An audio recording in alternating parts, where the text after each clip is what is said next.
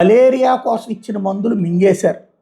సొమ్ములు అమ్మేసుకున్నారా, అమ్ముకుని సొమ్ము చేసుకున్నారా ఏంటనేది తెలియాలి. ఇప్పుడు మలేరియా నియంత్రణ మందుల మీద వైద్యారోగ్య శాఖ మల్లగొల్లాలు పడుతుంది. నమోదవుతున్న కేసులకి ఖర్చు అవుతున్న మందులకి మధ్య పొంతన లేదు. దీంతో మందులు దుర్వినియోగం అవుతున్నాయనే అనుమానాలు వస్తున్నాయి. ఇటీవల దీని మీద రాష్ట్ర వైద్యారోగ్య కుటుంబ సంక్షేమ శాఖ కమిషనర్ కార్యాలయం తీవ్రంగా స్పందించింది.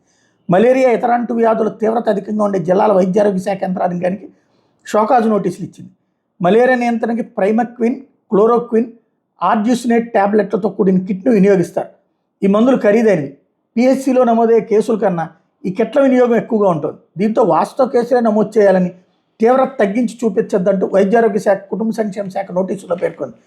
మలేరియా లక్షణాలతో వచ్చే రోగులలోకి పరీక్షలో నెగిటివ్ వచ్చిన లక్షణాలు ఉంటే కిట్లు ఇచ్చేస్తున్నారు. ప్రభుత్వం పాజిటివ్ వచ్చిన వాళ్ళకే కిట్ ఇవ్వాలని లెక్కిస్తోంది. దీంతో పాజిటివ్ కేసులకి అంటే కిట్లు ఎక్కువగా వాడుతున్నారు. ఫలితంగా 13 జిల్లాల వైద్యారోగ్య శాఖ అధికారులకి షోకాజు నోటీసులు అందాయి. అనంతపురం, సత్యసాయి, తూర్పుగోదావరి, కాకినాడ, పశ్చిమ గోదావరి, ప్రకాశం, నెల్లూరు, చిత్తూరు, తిరుపతి, గుంటూరు, బాపట్ల, నంద్యాల, కర్నూలు జిల్లాలతో పాటు మలేరియా పీడిత ప్రాంతాలుగా ఉన్న ఏలూరు ఏజెన్సీ అధికారులకి తాకీదులు ఇచ్చారు. ఇది బుర్ర తక్కువ వాళ్ళ పనిలాగా ఉంది.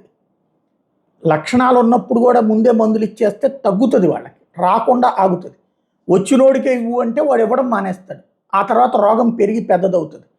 మరి బుర్ర ఉండి పనిచేస్తున్నారో బుర్ర లేకుండా ఆలోచిస్తున్నారో ఉన్నతాధికారులు అర్థం కావట్లేదు.